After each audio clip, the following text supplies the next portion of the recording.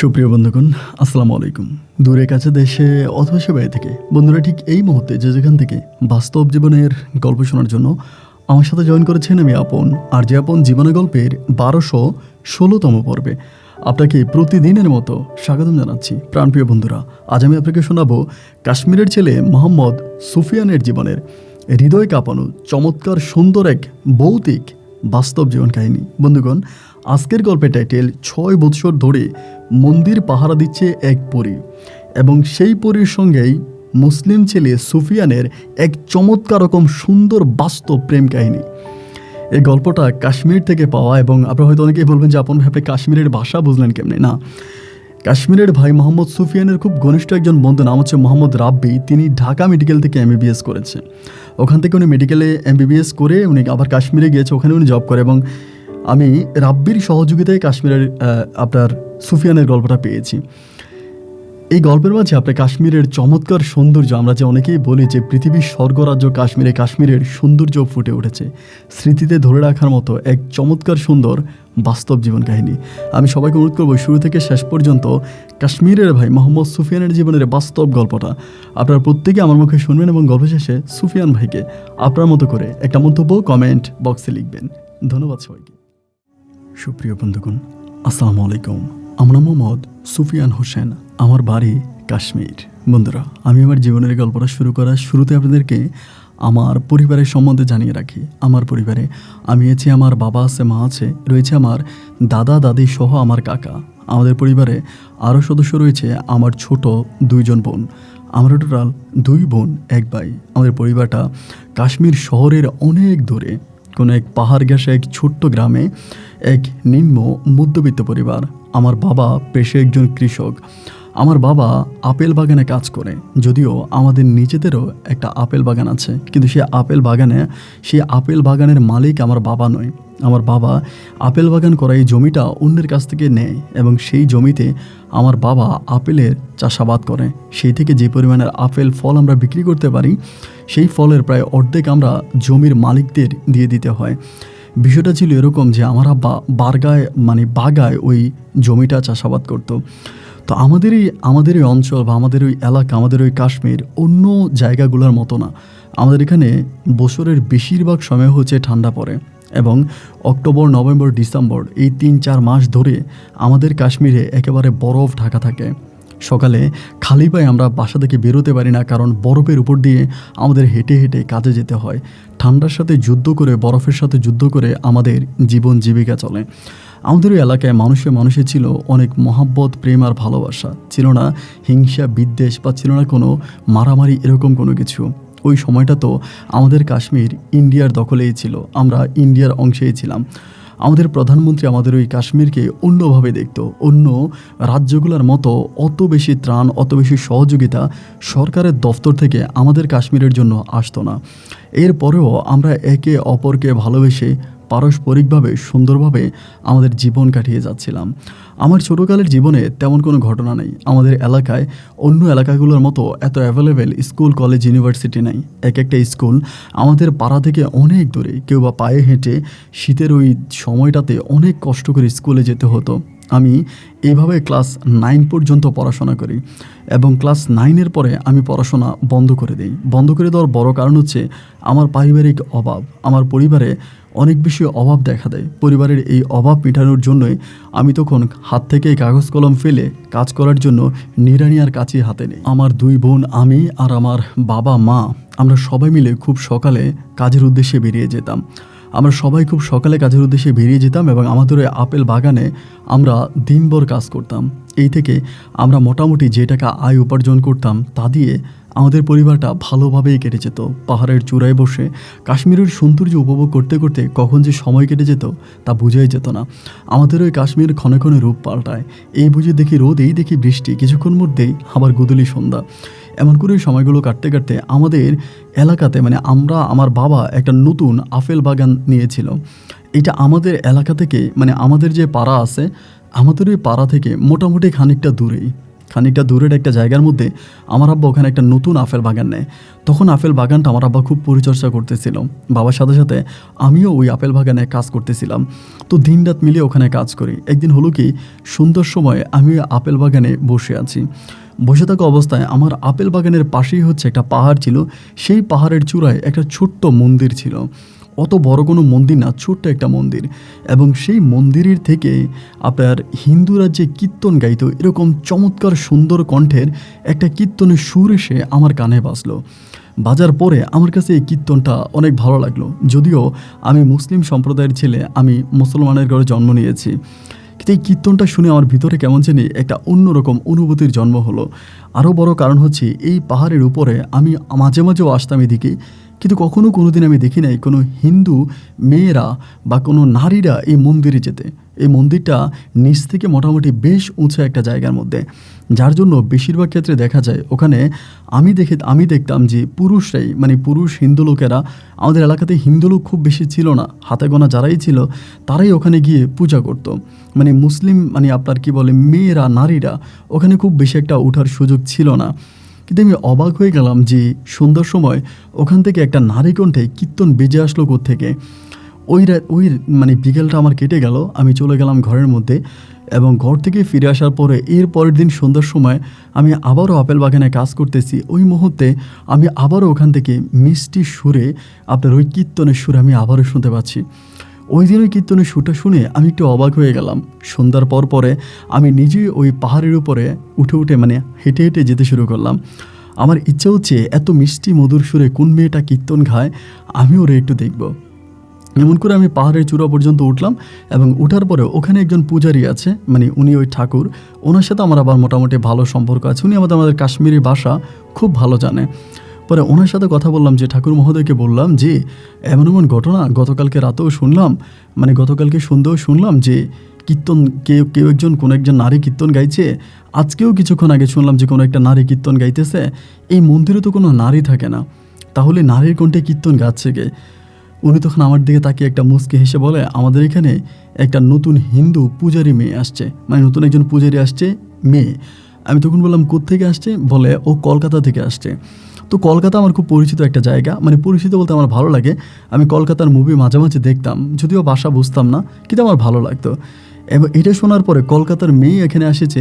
আমি তখন ঠাকুরকে বললাম যে, ও ঠাকুরদা, আমি কি একটু মেয়েটার সাথে কথা বলতে পারি বা তারা দেখতে পারি? তিনি আমাকে বললো যে, তুমি তো হিন্দি জানো না, আর ওই মেয়েটা হিন্দি ছাড়া কথাই বলতে পারে না, সে হিন্দি আর বাংলা জানে, তুমি তো হিন্দি বাংলার দুইটার একটাও জানো না, সো এই মেয়ে তোমার সাথে কথা বলবে কেমন করে? আমি তখন বললাম, ও ঠাকুর, কথা বলুক বা না বলুক, আমি একটু মেয়েটাকে দেখি, আমার খুব দেখতে ইচ্ছে হচ্ছে। ঠাকুর তখন হেসে হেসে বললো, ও তো পূজা শেষ করে ভিতরে ঢুকে গেছে, এখন তো আর ভিতরে যাওয়া যাবে না, তুমি কালকে এসো। আমি তখন বললাম, আচ্ছা ঠিক আছে। তো ওই দিন সারাদিন, মানে সারাটা সন্ধ্যা ওইখানে ঘোরাফেরা করলাম। এরপরে বাড়ি ফিরে আসলাম।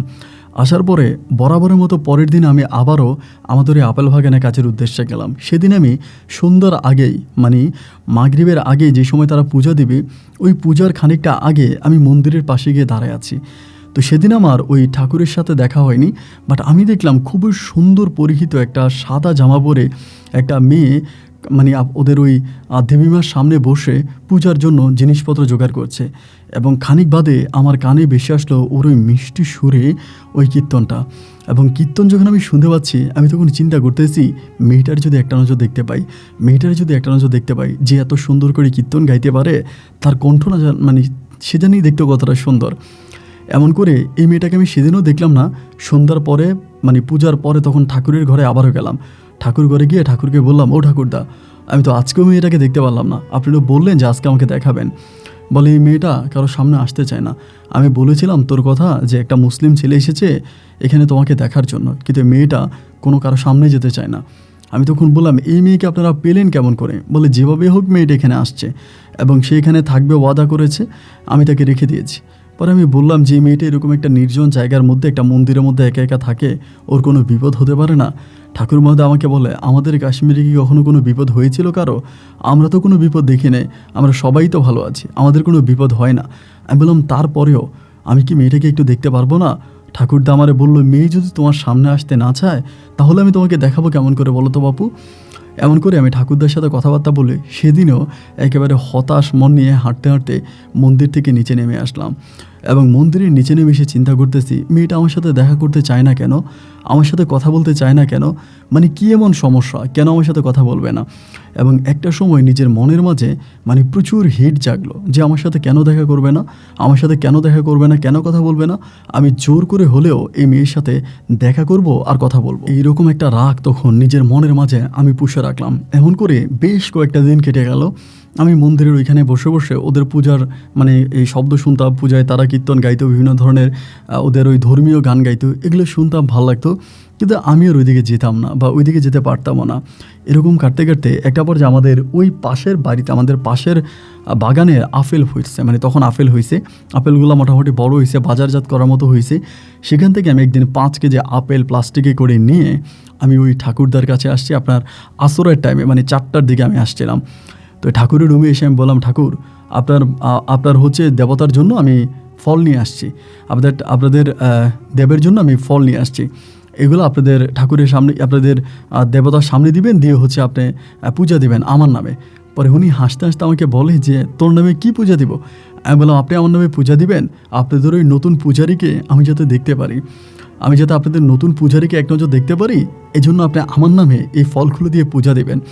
পরে উনি হাসতে হাসতে বলে, তুই মেয়েটাকে দেখার জন্য এত পাগল হয়ে গেলি, আচ্ছা ঠিক আছে তুই দাঁড়া, আমাকে ডেকে আনছি। পরে ঠাকুর ঘরে আমি বসে আছি, কিছুক্ষণ পরেই চমৎকার সুন্দর অপরূপ এক নারী এসে আমার সামনে দাঁড়ালো, যাকে দেখে কোনোভাবেই মনে হচ্ছে না এটা কোনো মানুষ। আমি তখন ঠাকুরদাকে বলতেছি, ও ঠাকুরদা, এটা কি কোনো মানুষ না পরী? উনি বলে, তুই যা মনে করিস। আমি বললাম, সত্যি বলো না, এটা কোনো মানুষ না পরী? মেয়েটা তখন মুসকে মুসকে হাসতেছে। আমি তখন যখন আমার ভাষায় মানে কাশ্মীরি ভাষায় ওর সাথে কথা বলতেছি, মেয়েটা কোনো কিছুই বুঝে না। পরে আমি তার নাম জিজ্ঞেস করি, মেয়েটা তার নাম বলে পূজা, এবং আমাকে ট্রান্সলেশন করে দোবাসীর মতো করে ওই ঠাকুরদা আমার ভাষাটা ওকে বুঝিয়ে দিচ্ছে এবং ওর ভাষাটা আমাকে বুঝিয়ে দিচ্ছে। এরকম করে খানিকটা কথাবার্তা বললাম, দুজনের মাঝে মোটামুটি একটা ভালো লাগা সৃষ্টি হলো।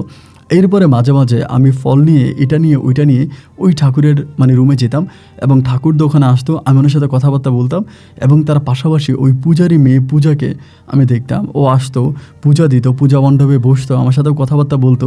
তো এরকম করে 1 কথা 2 কথা 3 কথা 4 কথা বলতে বলতে আমি আস্তে আস্তে করে আমাদের কাশ্মীরের যে লোকাল ভাষাটা আছে এই ভাষাটা আমি মেয়েটাকে শেখাচ্ছিলাম। কাশ্মীরের ভাষাটা মেয়েটাকে শেখাচ্ছিলাম, একটু একটু করে শেখাচ্ছিলাম এবং ও না খুব মজা করে আমার কাছ থেকে ভাষাগুলো শিখতেছে।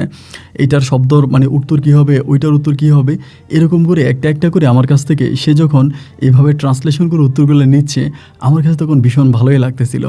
1 দিন 2 দিন 3 দিন করে সময়গুলো কাটতে কাটতে আমি সবসময় আপেল, কমলা এবং আমাদের কাশ্মীরি বিভিন্ন ফল নিয়ে ওদের ওই মন্দিরে যেতাম এবং পূজা দেওয়ার জন্য আমি তাদেরকে ফল দিতাম। শুধু তাই নয়, ওদের মন্দিরে আমি কাজও করতাম। ধরেন মন্দিরে অনেক সময় পরিষ্কার করা হতো, মানে পরিষ্কার করা হলে আমি যখন বুঝতাম যে মন্দিরে পানি মারা হচ্ছে, আমি তখন নিচ থেকে গিয়ে ওদের ওই মন্দিরে কাজ করতাম এবং পূজা দেওয়ার জন্য পূজার ফল কেটে দিতাম এবং সব কিছু রেডি করে দিতাম। যদিও এটা এখন না, বহু বছর ধরে ওই পূজা মণ্ডপে থাকা ঠাকুরের সাথে আমার একটা ঘনিষ্ঠ সম্পর্ক হয়। সেই সম্পর্কের সূত্র ধরে আমি মাঝে মাঝে ওখানে গিয়ে এই ধরনের কাজ করতাম। এগুলোতে আসলে ঠাকুরদা আমাকে খুব ভালোভাবেই দেখে। এমন করে চলতে চলতে পূজা মণ্ডপে থাকা ওই পূজা নামের মেয়েটা আমার দৃষ্টিতে মানে আমার চোখে মেয়েটাকে তখন ভালো লেগে যায়। কিন্তু ভাই আমি বারবার বলি, আমার কাছে কেন জানি এই মেয়েটাকে কোনো মানুষ মনে হয় না, আমার কাছে মনে হয় যে এটা সত্যি কোনো একটা পরী হবে, কারণ তার চোখ মুখ তার চলন বলন সব কিছু স্বাভাবিক সাধারণ মানুষের মতো ছিল না। এরকম করে সময় যত সামনের দিকে যাচ্ছে, ওই পূজা নামের পূজারী মেয়েটার প্রতি আমি ঠিক ততটাই দুর্বল হয়ে যাচ্ছি। দিনে দিনে মনে হয় আমি এই মেয়েটার প্রেমে পড়ে গেছি। একটুখানি মুচকি মুচকি তার দিকে তাকানো, তার দিকে দেখা এবং সে আমাকে দেখে একটা মৃদু হাসি দেওয়া, আমি তাকে দেখে মাঝে মাঝে একটু হাসি দেওয়া, একটু মুখ লুকিয়ে তাকে দেখা, এরকমভাবে করতে করতে একটা পর্যায়ে আমার মনের ভিতর তার জন্য একরকম ভালোবাসা জন্মে গেছে। সেই সময়টাতে পূজা আবার মোটামুটি আমাদের কাশ্মীরের ভাষা অনেকটাই আয়ত্তে নিয়ে নেয়, আর আমিও ওর মধ্যে থেকে হিন্দি ভাষা শিখি। এখানে কয়েকটা বিষয় আমি বলতে ভুলে গেছিলাম। মাঝে মাঝে ওই মন্দিরে গেলে আমি পূজাকে নিয়ে মন্দিরে একটা কোনায় বসতাম এবং বসার পরে ও আমাকে হিন্দি ভাষা শেখাতো আর আমি ওকে কাশ্মীরি ভাষা শেখাতাম। এরকম করে দুজনে ইশারা ইঙ্গিতে এমন করতে করতে ভাষাগুলার আমরা একটা চর্চা করি। এই করতে করতে ও মোটামুটি অনেকটা কাশ্মীরি ভাষা শিখে যায় এবং আমিও অনেক বেশি হিন্দি ভাষা শিখে যাই। তো দুজনের মধ্যে আর কমিউনিকেশনে কোনো একটা সমস্যা হয় না। এরকম করে সময়গুলো কাটতে কাটতে আমার বারবার মন চাচ্ছে আমি মেয়েটাকে প্রেমের প্রস্তাব দিই, তাকে আমি ভালোবাসি এবং ভালোবাসার কথা বলি। কিন্তু মন্দিরে থাকা ওই ঠাকুর মহোদয় উনি যদি এটা জানতে পারে তাহলে তিনি মনে খুব কষ্ট পাবে। তিনি আমাকে খুব ভালো আদর করে এবং তিনি ভাবে যে আমি কখনো এমন কোনো কাজ করব না যেটার কারণে ওনাদের ওই মন্দিরে খারাপ কোনো কিছু ঘটতে পারে। আমি এরকম কাজ কোনোদিনও করব না, ওটা উনি মনে প্রাণে বিশ্বাস করে এবং বিশ্বাস করে বলেই তিনি আমাকে অন্যভাবে দেখে। বাট আমার মনের ভিতরে বারবার জাগতেছে যে আমি তারে কি বলবো নাকি বলবো না, বলবো নাকি বলবো না। এমন করতে করতে একদিন একেবারে সন্ধ্যাবেলায় তখন পুরো পৃথিবীটাকে মনে হচ্ছে যেন শীতের চাদরে ঢেকে ফেলতেছে। আস্তে আস্তে করে চারদিকটা ঘন অন্ধকারে ঢেকে আসতেছে। কোনো এক গুদুলি সন্ধ্যা, পূজার কিছুক্ষণ আগ মুহূর্তে পূজা মণ্ডপের পাশে বসে পাহাড়ের কোনো একটা কর্নারে বসে আমি তখন অপূরব দৃষ্টিতে পূজার মুখের দিকে তাকিয়ে আছি। ওর মুখের দিকে তাকিয়ে থাকতে থাকতে আমি একটা সময় আমি ওর হিন্দি ভাষায় বলে ফেলি, হাম তুম প্যার করতা হ্যায়, আমি তোমাকে ভালোবাসি। যদিও হয়তো আমি খুব ভালো করে হিন্দি বলতে পারি না, যেরকম করে আমি পেরেছি ওরকম করেই বলি। এবং বলার পরে আমার কাছে যেটা মনে হয় যে ও আমার ভাষাটা বুঝতে পেরেছে। আমি যাকে ভালোবাসি বলেছি এটা না ও বুঝতে পারছে, কিন্তু বুঝতে পারার পরেও ও আমাকে অ্যাভয়েড করে, আমাকে অবহেলা করে ওখান থেকে উঠে চলে যায়। এবং চলে যাওয়ার পরে আমার কাছে তখন খুব কষ্ট লাগে যে আমার প্রশ্নের কোনো উত্তর দিল না, এভাবে উঠে গেল। এবং এর পরের দিন আমার যখন ওর সাথে আবারও পুনরায় দেখা হয়, আমি ওর সাথে এই কথাগুলো আবারও উঠাই। আমি আবারও এই কথাগুলো উঠাই এবং আবারও ওর সাথে কথা বলার জন্য চেষ্টা করি। আস্তে আস্তে করে ওর কাছে মিশার জন্য চেষ্টা করি। কিন্তু ও যেন ওই মুহূর্তটাতে কেমন করে আমাকে একটু অ্যাভয়েড করতে থাকে। আগের মতো করে আমাকে দেখলে আর আমার কাছে আসে না, আগের মতো করে আমার পাশে বসে না, আগের মতো করে আর আমার সাথে কথা বলতে চায় না। কেমন জানি ও আমাকে দেখলে আমার কাছ থেকে একটা নিরাপদ দূরত্ব বজায় রাখে। এই বিষয়গুলো একটা পর্যায়ে আমার মনে অনেকটা কষ্ট দিয়ে দেয় যে কী ব্যাপার, আমার সাথে এরকমটা কেন করে। আমি ডাকলে কাছে আসে না, আমার সাথে কথা বলতে চায় না, আমাকে অবহেলা করে, আমাকে অনাজ্ঞা করে। কেন আমার সাথে এরকমটা করতেছে, কী কারণে করতেছে? বুকের ভিতর তখন একটু একটু করে অনেকটা কষ্ট জমে যাচ্ছিল। সময়টা কাটতে কাটতে একটা সময় মনে হচ্ছে আমি এই পূজারী নামের পূজা মেয়েটার প্রতি এতটাই দুর্বল হয়ে গেছে যে আমি মেয়েটাকে ছাড়া আর কোনো কিছুই বুঝি না, আমার কোনো কিছু আর ভালো লাগে না। একটা সময় ঠিক এরকমভাবেই মনে হচ্ছে যে মেয়েটা মনে হয় আমার দেহের অক্সিজেন হয়ে গেছে। যার সাথে কথা না বললে, যার সাথে দেখা না হলে আমি বাঁচবই না। আমার নিঃশ্বাস মনে হয় বারবার ক্ষণে ক্ষণে থেমে যাচ্ছিল। বারবার ওর সামনে যাচ্ছি, ওর সাথে কথা বলার জন্য চেষ্টা করতেছি এবং একটু একটু একটু একটু করে ওর মনে কোটায় ঢোকার জন্য ট্রাই করতেছি। আমি যতটাই ওর ভিতরে ঢোকার চেষ্টা করি, ওর সাথে সম্পর্ক বিল্ড আপ করার জন্য চেষ্টা করি, ঠিক ততটাই ও আমার কাছ থেকে দূরে সরে যাচ্ছে। এবং দূরে সরতে সরতে একটা পর্যায়ে এরকম হয়েছে যে ও আর আমার কাছেই আসে না। একদিন আমি ঠাকুরদার দিকে খেয়াল করলাম, দেখলাম যে উনি ঠাকুর নিয়ে উনি ঘরের মধ্যে অনেকটা ব্যস্ত আছে। ওই মুহূর্তে আমি হঠাৎ করে পূজার সামনে গিয়ে দাঁড়ালাম এবং দাঁড়িয়ে বললাম, তুমি আমার সাথে কথা বলছো না কেন? কী কারণে তুমি আমার সাথে কথা বলো না? আমার অপরাধটা কোথায়? ও আমাকে বলে, আমি এখানে খুব বিপদে পড়ে এসেছি এবং আমার জীবনের বাকি সময়টুকু আমি এখানে কাটাতে চাই। সুতরাং মেহেরবানি করে আপনি আমাকে বিরক্ত করবেন না।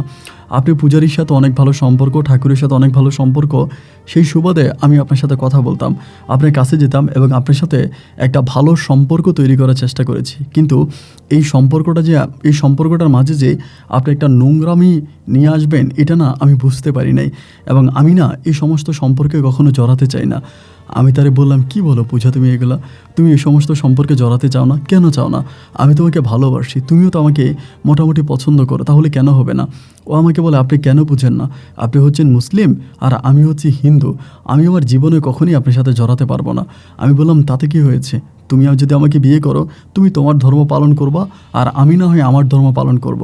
ও আমাকে বলে, এরকমভাবে কখনোই হবে না, আমি জেনে শুনে কোনো বিধর্মী কাজ করতে পারবো না, আমি একজন মন্দিরের পূজারী, তো আমার পক্ষে এটা কোনোভাবেই সম্ভব না।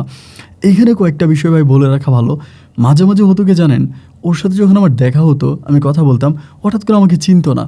এরকমভাবে হঠাৎ করে ওর সাথে আমি কথা বলতেছি মন্দিরের কোনো একটা কর্নারে বসে। এই ঘটনাগুলো আগের ঘটনা, আমার হঠাৎ মনে পড়েছে তাই বলি যে এরকমভাবে কোনায় বসে বসে ওর সাথে কথা বলতে বলতে না ও হঠাৎ করে আমাকে জিজ্ঞেস করে, আপ কনে? আমার এরকম করে বলে, আপ কনে? আমি তখন ওর দিকে তাকিয়ে থেকে আমি বলি, তুমি আমাকে চিনো না? আমি সুফিয়ান। তো এরকম করে আবার বলে, সুফিয়ান হাম কাহা পে? এরকম করে আমাকে বলে। তো আমি এরকম করে ওটা, কী হয়েছে তোমার, কী হয়েছে? এরকম করে 2-1 মিনিট কথা বলার পরে ও হঠাৎ করে আবার ঠিক হয়ে যায়, আবার ঠিক হয়ে যায়, আবার ইয়ে করে কথা বলে। তো আমি এই বিষয়গুলোতে মনে করতাম যে ওর সম্ভবত ব্রেনে কোনো সমস্যা আছে।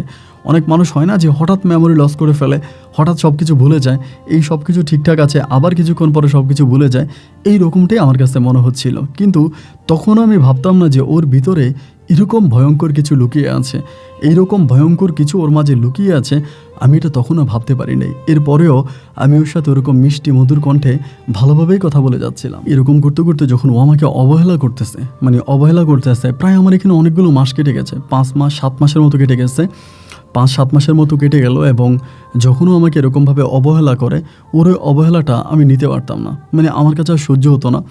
এবং সহ্য না হওয়ার কারণে একদিন আমি কী করলাম, ওরে আমি মানে আমার ভিতরে তখন ওই আমার দেহের অক্সিজেন হয়ে গেছে, মানে আমি লাইলি মজনুর মতো, মানে আপনার মজনুর মতো প্রেমের মানে মাতোয়ারা হয়ে গেলাম। একদিন সন্ধ্যার সময় আমি ওরে ডাকলাম, 2টা ডাক দিলাম, ও তখন আসে না, পূজা নিয়ে ব্যস্ত। পূজা শেষ করলো, সন্ধ্যার পরে যখন আস্তে আস্তে করে অন্ধকার হয়ে গেল তখন আসছে, মানে মন্দিরের কোনায় আসছে। এবং ওই কোনা থেকে ঢালুটা অনেক নিচে, মানে অনেক নিচে, এখান থেকে যদি কোনো মানুষ নিচে পড়ে তাহলে এই মানুষটা বাঁচবে না। সেদিনও যখন আমার কাছে আসছে, আমি অপলক দৃষ্টিতে ওর মুখের দিকে তাকিয়ে আসছি। আমার বলে, কেন, কি হয়েছে, এরকম করে তাকিয়ে আছো কেন? আমি বললাম, পূজা, আমি তোমাকে ভালোবাসি, আর আমার ভালোবাসার কথা তোমাকে আমি অনেকভাবে বুঝিয়েছি, অনেকভাবে বলেছি, কিন্তু তুমি আমার ভালোবাসাকে গ্রহণ করনি। আমি যতটা তোমার কাছে যাওয়ার চেষ্টা করেছি, ঠিক তুমি ততটাই আমার কাছ থেকে দূরে সরে গেছো। পূজা, আমি জানি তুমি আমাকে ভালোবাসো না, আমি জানি আমি মুসলিম, তুমি হিন্দু, তাই তুমি আমাকে ঘৃণা করো, কিন্তু পূজা, এইটুকুন তুমি বিশ্বাস করো, আমি তোমাকে ছাড়া না অন্য কোনো কিছু ভাবতে পারছি না। আমার কাছে মনে হয় যে তুমি আমার দেহের অক্সিজেন, বেঁচে থাকতে হলে তোমাকে আমার বড্ড প্রয়োজন, তোমাকে ছাড়া এই পৃথিবীতে বেঁচে থাকা আমার জন্য বড় মুশকিল। তাই আমি সিদ্ধান্ত নিয়েছি, আজকের পরে এই দুনিয়াতে আমি আর বেঁচেও থাকবো না, আমার বুকের ভিতর তোমার জন্য আর কষ্টও হবে না। এই কথাগুলো বলার পরে ও আমাকে বলে, এসব কি বলছো, কি করবা কি তুমি? আমি বললাম, আমি এখান থেকে ঝাঁপ দিব। ও আমাকে বলে, মানি? আমি বললাম, হ্যাঁ, আমি তোমার কালিমাকে সাক্ষী করে, তোমার দেবীমাকে সাক্ষী করে বলে গেলাম, আমার মৃত্যুর জন্য কেউই দেয় না, আমি তোমাকে দোষারোপ করি না, আমার মৃত্যুর জন্য আমার অবুঝ মনটা দেয়। মনটা আমাকে রাতের বেলায় ঘুমোতে দেয় না, সারাটাক্ষণ তোমার জন্য কান্নাকাটি করে, তোমার জন্য বুকের ভিতর রক্তক্ষরণ হয়, এত কষ্ট আমি আর নিতে পারছি না। তাই তো সিদ্ধান্ত নিলাম যে নিজের জীবন দিয়ে দিব, আর নিজের জীবন দিয়ে সব কিছু থেকে মুক্তি পাবো। ও তখন আমাকে বলতেছে, এরকম পাগলামি করো না, এসব করা ঠিক হবে না, তুমি বন্ধ করো এসব।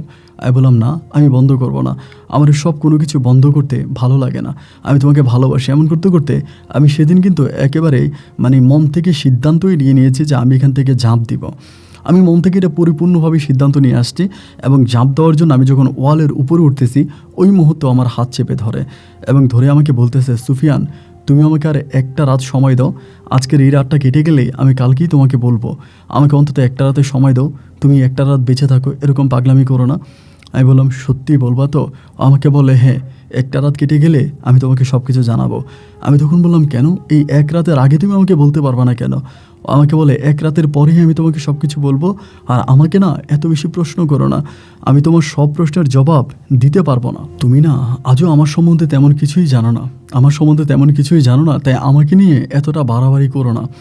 যাই হোক, আমি বললাম, ঠিক আছে, আমি আজকে রাতও তোমাকে সময় দিলাম, আমি আজকে রাত এবং কালকে দিনও তোমাকে সময় দিলাম, আমি কালকে বিকেল 4টা বাজে এখানে আসবো, এবং এসে পরে আমি তোমার কাছ থেকে উত্তর নিয়ে যাব যে তুমি আমাকে আদৌ ভালোবাসো কিনা। যদি ভালোবাসো তাহলে ভালো, তোমার ভালোবাসা নিয়ে জীবনটা কাটিয়ে দেবো, আর যদি তুমি ভালো না বাসো তবে তোমার সামনেই এই জীবন আমি ওখানে জলাঞ্জলি দিব। এইটা বলে আমি তখন মন্দির থেকে আস্তে আস্তে করে সিঁড়ি বেয়ে নিচে নেমে আসতেছি। এমন করতে করতে বাড়ি চলে আসলাম। ঘরে এসে আমার জানালাটা খুলে মুক্ত বাতাসের দিকে তাকিয়ে, বিশাল পাহাড়ের দিকে তাকিয়ে আমি চিন্তা করতেছি, কি হলো, ও আমাকে কেন এটা বললো যে আমাকে জানাবে, এখন কেন বললো না? ও তো আমাকে এখনও বলতে পারতো, এখন কেন বললো না? আমার কাছ থেকে সময় কেন নিল, অপেক্ষা কেন আমাকে করতে বললো, কারণটা কি? এই প্রশ্নটাই মনের মধ্যে বারবার ঘুরপাক খাচ্ছে। এরপরেও না আমি ওকে আর কোনো কিছু বলি না, ওরে কোনো কিছু জানাই না। ও যেটা আমাকে বলেছে অপেক্ষা করার জন্য, আমি সারাটা রাত ভোর অপেক্ষা করি, এবং রাত পেরিয়ে যখন সকালে সূর্য ওঠে আমি তখন অপেক্ষা করি কবে সকাল গড়িয়ে দুপুর হবে আর দুপুর গড়িয়ে বিকাল হবে। আমি আমার প্রশ্নের উত্তরের আশায় আমি ওই পূজার কাছে যাব। এমন করে প্রায় দিনের 2টা থেকে 2:30টার মধ্যে আমি দুপুরের খাওয়া সম্পূর্ণ করে ওর বাসার ওইদিকে, মানে ওদের ওই মন্দিরের ওইদিকে যাচ্ছিলাম। বিকেল 4টার কাছাকাছি আমি ওখানে গেলাম, এবং সেদিন আমি পূজার দিকে তাকিয়ে দেখলাম পূজা জানি কেমন খুবই চিন্তিত, মানে অনেক বেশি চিন্তিত, মানে এদিকে চুরি করতেছে, দৌড়াদৌড়ি করতেছে, মানে খুব ভাবে হচ্ছে, ওর মাথায় মনে হয় অনেকটা টেনশন। আমি না বুঝতে পারলাম না এতটা টেনশন ওর কেন। আমি কিছুক্ষণ পরে ওকে ইশারা দিলাম, ও আমাকে হাতে ইশারা দিল অপেক্ষা করো। তার মাঝে সে পূজার যোগান করলো, মন্দিরের কিছু কাজ থাকে এই কাজগুলো সম্পূর্ণ করলো, করে আমার কাছে আসছে।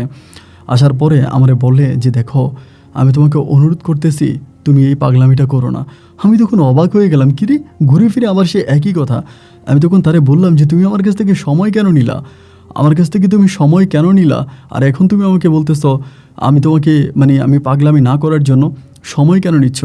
আমাকে বলে আচ্ছা ঠিক আছে, তুমি আমাকে ভালোবাসলে তুমি খুশি হবা, আমাকে ভালোবাসলে তুমি শান্তি পাবা। আমি বললাম হ্যাঁ, আমি তোমাকে ভালোবাসলেই খুশি হব, আমি তোমাকে ভালোবাসলেই শান্তি পাবো, আমি তোমাকে ভালোবাসতে পারলে এই পৃথিবীটাকে আমি আমার স্বর্গরাজ্য মনে করব।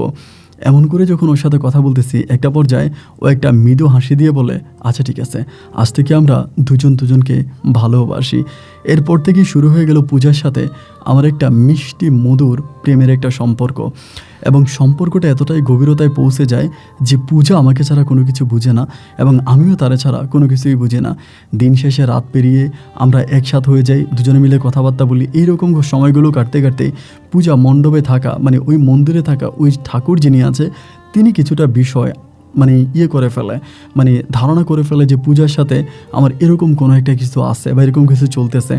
উনি তখন আস্তে আস্তে পূজাকে বিভিন্নভাবে বাধাগ্রস্ত করতে থাকে। তিনি পূজাকে বুঝিয়ে বলে পূজা যাতে আমার সাথে খুব বেশি কথা না বলে, প্রয়োজন ছাড়া যাতে আমার কাছে না আসে, আমার সামনে না আসে, এবং আমার কাছ থেকে পূজাকে দূরে সরিয়ে নেওয়ার জন্য উনি অনেক রকমের পায়তারা করতেছে, অনেক ধরনের পায়তারা করতেছে এবং অনেকভাবে আমি দেখতে পাচ্ছি যে উনি আমার কাছ থেকে পূজাকে সরিয়ে নেওয়ার প্ল্যানিং করতেছে।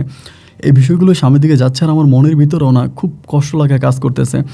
এরকম করতে করতে একটা পর্যায়ে আমি পূজারে বললাম, পূজা ঠাকুর মহোদয় কিন্তু আমাদের ওই সম্পর্কটাকে মেনে নিচ্ছে না এবং তিনি কিন্তু আমাকে খুব ভিন্নভাবে দেখতেছে এবং আমার মনে হচ্ছে যে তিনি আমার উপরে অনেকটা রেগেও আছে। আমার কাছে খুবভাবে মনে হয় যে কয়েকদিনের মধ্যে উনি আমাকে বলবে আমি যদি তোমাদের ওই এরিয়াতে আর না আসি, তোমার সাথে যাতে আমি কথা না বলি, তোমার সাথে আমি যাতে কোনো সম্পর্ক তৈরি না করি। উনি ডিরেক্টলি আমাকে এই পূজা মণ্ডপে পূজার এই মন্দিরে আসতে দিবে না। উনি আমাকে বলে আমার কাছেও তো ঠিক এটাই মনে হচ্ছে। আমি তখন বললাম তাহলে আমি কী করবো বলো তো। ও আমাকে বলে তুমি একটা কাজ করতে পারবা, এরকম করেই বলে। আমি বললাম বলো। সেদিন ছিল আমি বাংলা ভাষায় বলি ওই দিন বুধবার ছিল। তো আমাকে বলে আজকে তো বুধবার, বৃহস্পতিবার শুক্রবার তুমি এসো না, বৃহস্পতিবার শুক্রবার না এসে তুমি শনিবারে এসো, আমি তোমার সাথে চলে যাব। এরকম করেই বলল। আমি বললাম বৃহস্পতিবার, আজকে বুধবার, বৃহস্পতিবার শুক্রবার না আইসা শনিবারে আসলে তুমি আমার সাথে চলে যাবা? কারণ আমাকে বলে হ্যাঁ, আমি তোমার সাথে চলে না গেলে আমি তোমার সাথে সংসার করতে পারবো না, অন্যথায় উনি আমাকে তোমার সাথে থাকতে দেবে না, আমাকে আলাদা করে ফেলবে।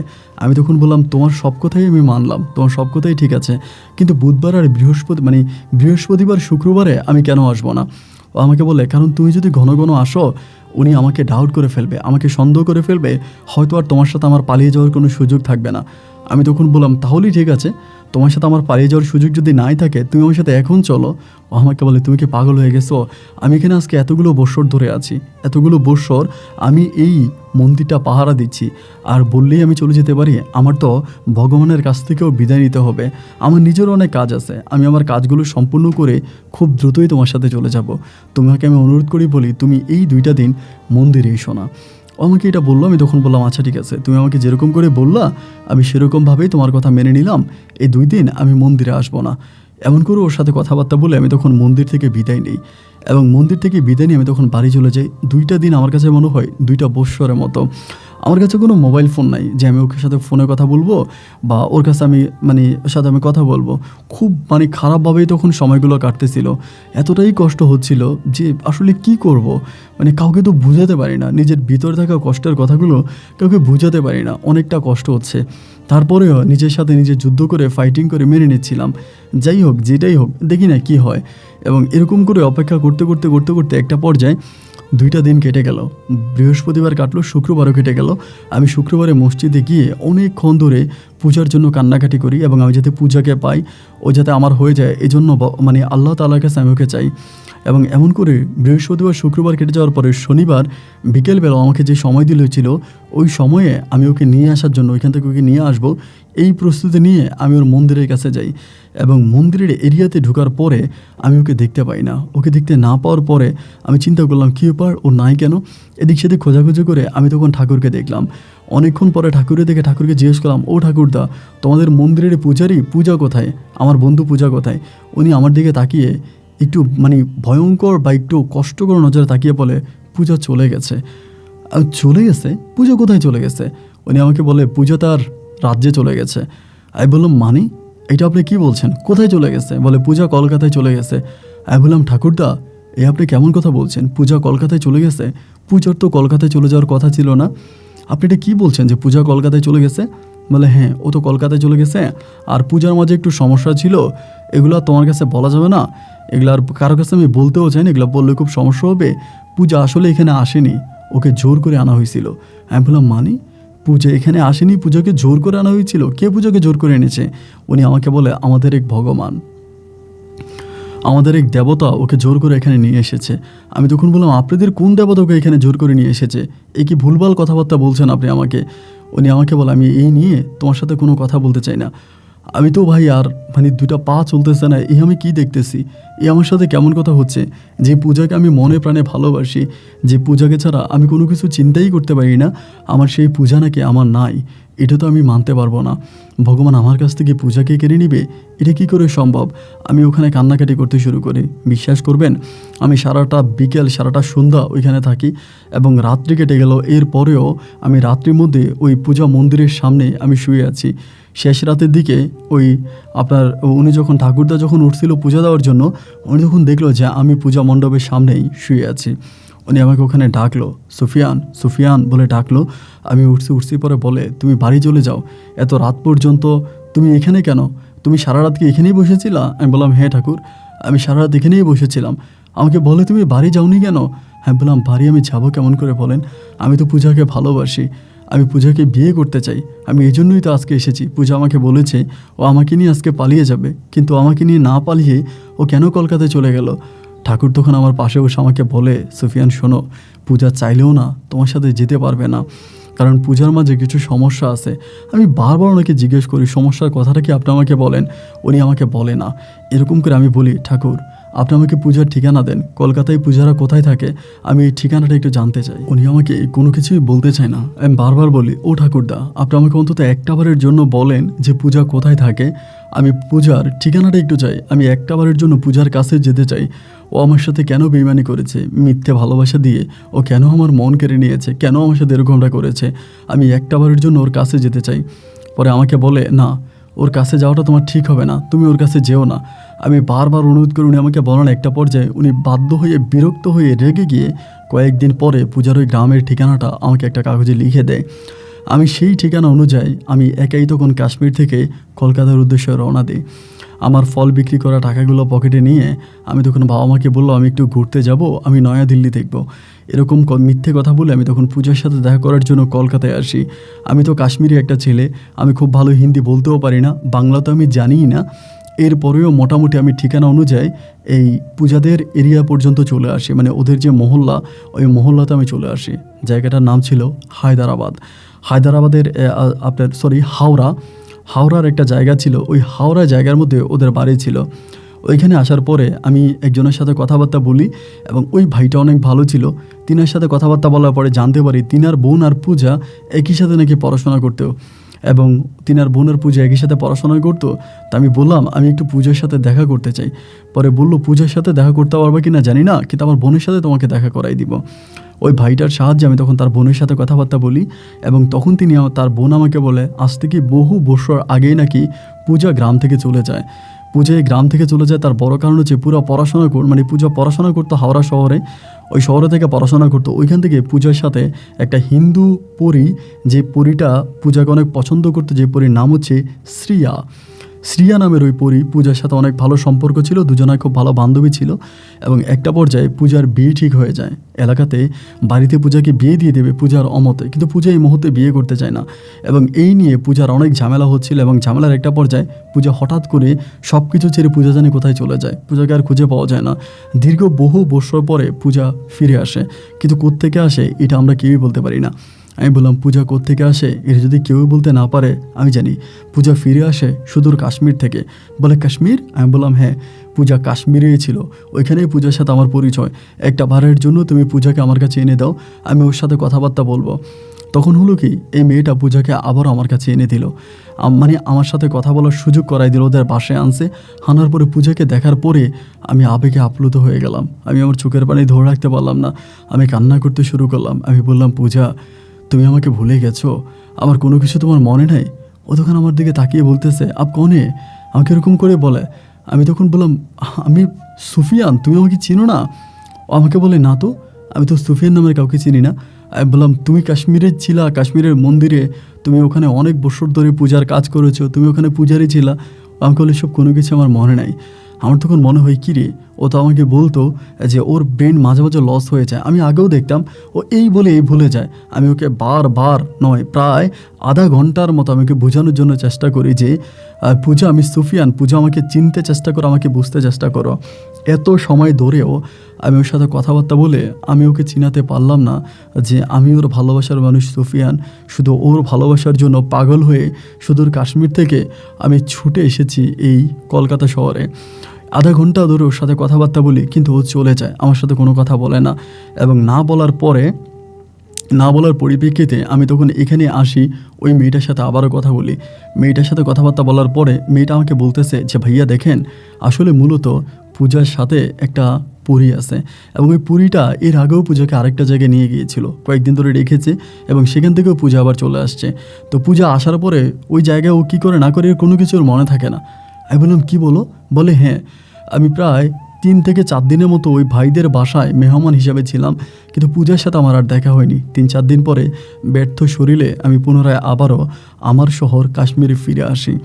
এবং কাশ্মীরে ফিরে এসে আমি খুব কান্নাকাটি করি, প্রচুর কান্নাকাটি করি, এবং বেশিরভাগ সময় ওই মন্দিরের পাশে গিয়ে বসে থাকি।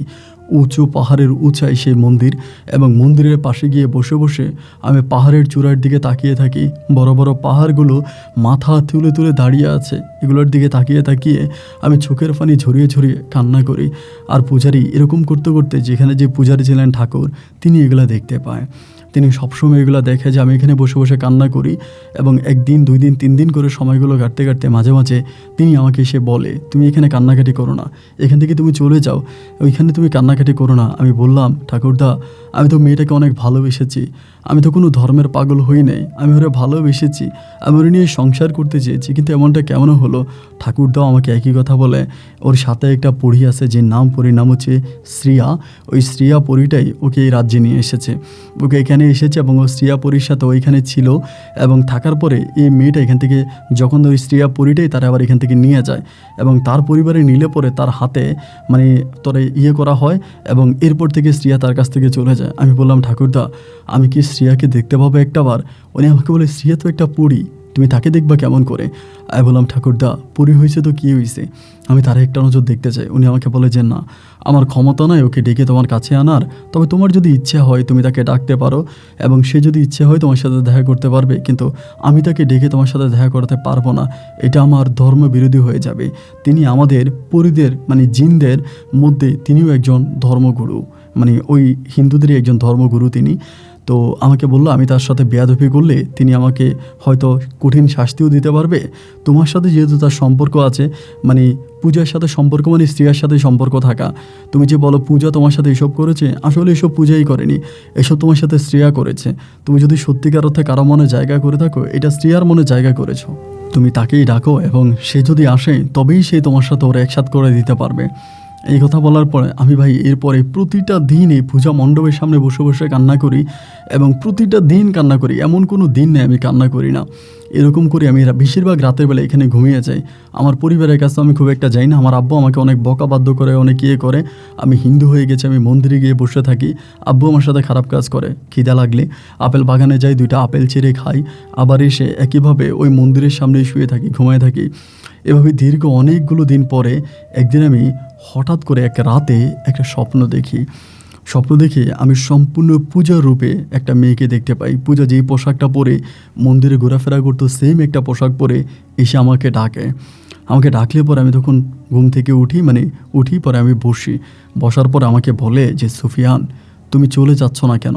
কেন তুমি মন্দিরের সামনে এইভাবে ঘোরাফেরা করে আমাকে কষ্ট দিচ্ছ? তুমি তো জানো পূজা তোমার জীবন থেকে চলে গেছে, পূজা তোমার জীবন আর কখনোই ফিরবে না, পূজার পরিবার পূজাকে অন্য কোথাও বিয়ে দিয়ে দেবে, তুমি আর কখনোই পূজার হবা না।